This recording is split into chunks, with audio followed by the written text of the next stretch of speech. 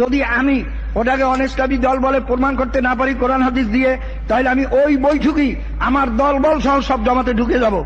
আর যদি তারা প্রমাণ করতে না পারে, তারা ওই বৈঠকই গোলাম আজম সাহেব তার দল বল সহকারে আমার দলে ঢুকতে হবে। কিন্তু এই রাজ্যবাদী জামাতের নেতারা এটা সাড়া দেয় নাই। আমি মনে করি যদি জামাত ইসলামের ভুল সংশোধন করে ওলামায়ে কেরামদের নিয়ে আজকে যে কটা ইসলামী দলের সভাপতি একত্রে আন্দোলন করি, এক সপ্তাহের ভিতরে ইনশাআল্লাহ বাংলাদেশে ইসলামী হুকুমত কায়েম করা যায়। আমরা সে পথে না গিয়ে, ভুল সংশোধন না করে বরং মহিলার আসলে গিয়া ইসলামী আন্দোলন কায়েম করা কি কোনোদিন সম্ভব হবে?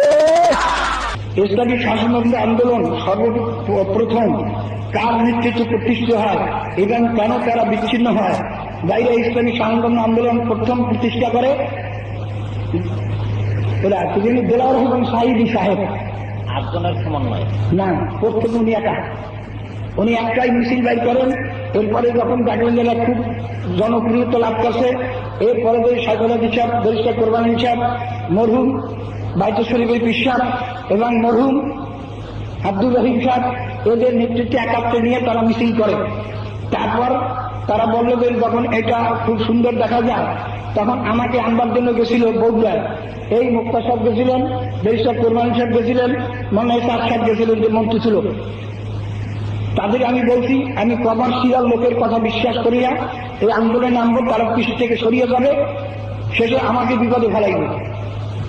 তখন আমার যাওয়ার কথা ছিল ঢাকা হইয়া, কিন্তু আমি ঢাকা হইয়া না গিয়া আমি ফরিদপুর হইয়া, যেহেতু সাইকেলের সবার ওস্তাদ, তিনি বললে তার কথা আমার রক্ষা করতেই হবে, এই ভয়ে আমি আর ঢাকাই যাই না। এরপর দেলাওয়ার হোসেন সাঈদ সাহেবের টেবিলের উপরে কোরআন শরীফ ছিল,